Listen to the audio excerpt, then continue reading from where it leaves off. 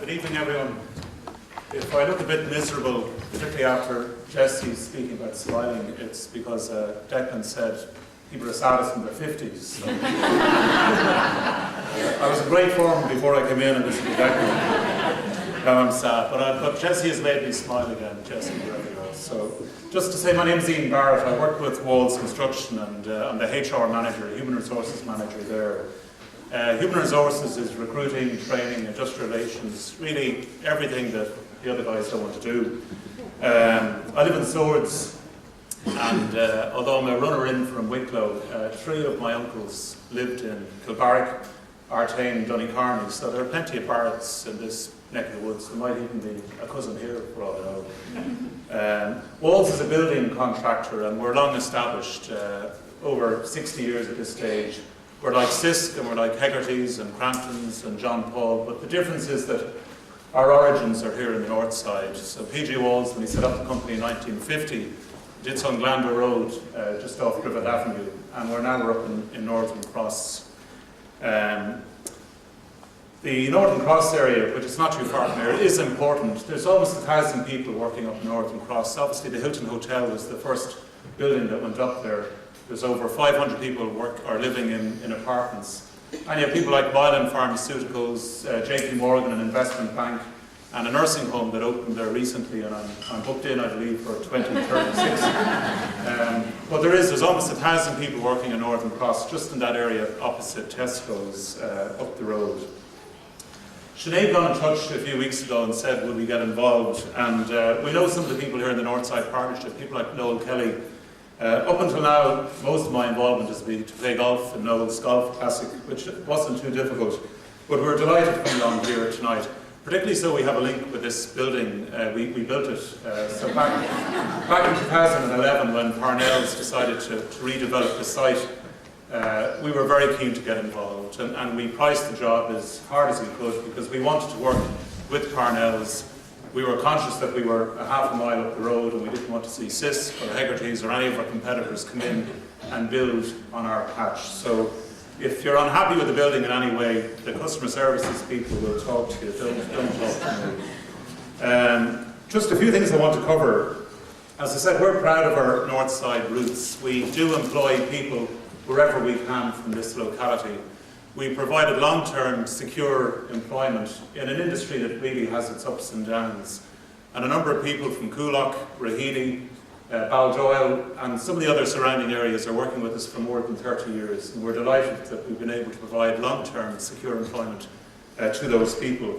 Even in the last 6 months, we've hired 3 graduate civil engineers this year, one from Killester, one from Clontarf, and one from Santry. And this very day, a young IT student who's down in Baldoyle, in what was the Foss Centre, the Sulla Centre now, signed a contract, Alex, and he lives in Foxville in Baldoyle, and he's going to start with us at the beginning of next month. So we are keen wherever we can to recruit people locally. We can't always do it, we subcontract a lot of what we do, and obviously you can't control who your subcontractors hire. But where we have direct involvement in recruitment, we do try to recruit from the locality, or at least from the north side of the city.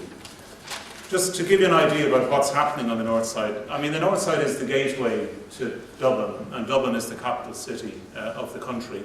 It's the structural capital of the country, the north side. We have, for example, Dublin Airport on the north side, which is one of the busiest airports in Europe.